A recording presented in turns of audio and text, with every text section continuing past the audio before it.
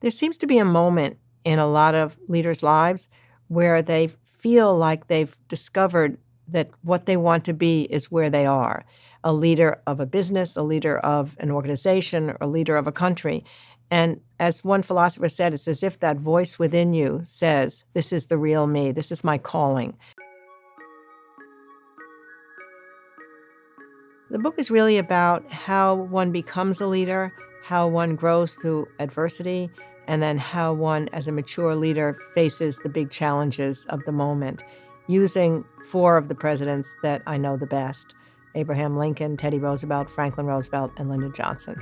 Even though they come from different backgrounds, they had different temperaments, two things were common among them. One was that at some point they develop ambition. Ambition is the key in some ways, the desire for success. And then secondly, the willingness to sustain that ambition through failure, disappointment, and loss. All four of them were able to do that. What I saw in the best of the leaders was that they had the confidence to surround themselves with people who could question their authority, question their assumptions, and argue with them because they brought diverse perspectives into the team. I mean, clearly the great example of that is Lincoln creating a team of rivals, each one of whom thought he should have been president instead of Abraham Lincoln. But it meant that he had diverse opinions every day with him. And if he could persuade them to a common course of action, then the factions they represented would be persuaded in the country at large. So listening to different points of view and having on your team not just like-minded people, but people who can really debate things allows the leader, I think, to think through where he wants to go or she wants to go, and then persuade a greater group of people to go there.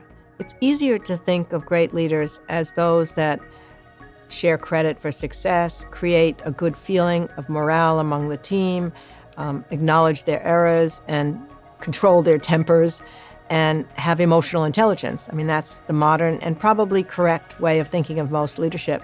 But every now and then you get outliers like Steve Jobs, or I would say Lyndon Johnson. And when you read about their leadership style, where they could scream and yell at people and humiliate them in public and not allow them to have another life outside of their work, and somehow it works. And then you have to answer, how can that work? And I think what happened with Lyndon Johnson is that the people that were on his team, say when he was the young leader of the NYA, the National Youth Administration, even though he would scream and yell at them at times and make them feel like they couldn't possibly do what he wanted them to do. If they had a cluttered desk, he would say they were disorganized. If they had a clean desk, he would say they weren't busy enough. They knew they were part of a larger purpose, that what they were doing by getting jobs for kids in the Depression that would change their lives, and that he was such a good organizer that he could get it done, was worth going through the difficulties of working for him on a daily basis. Without that sense of common purpose, without that overriding mission, I don't think that style of leadership could normally work. But that's probably why it worked for Steve Jobs and why it worked for LBJ. So I think conquering oneself is the first thing that a leader has to do. And that often means coming through adversity with resilience. It often means self-reflection and learning about how you're developing.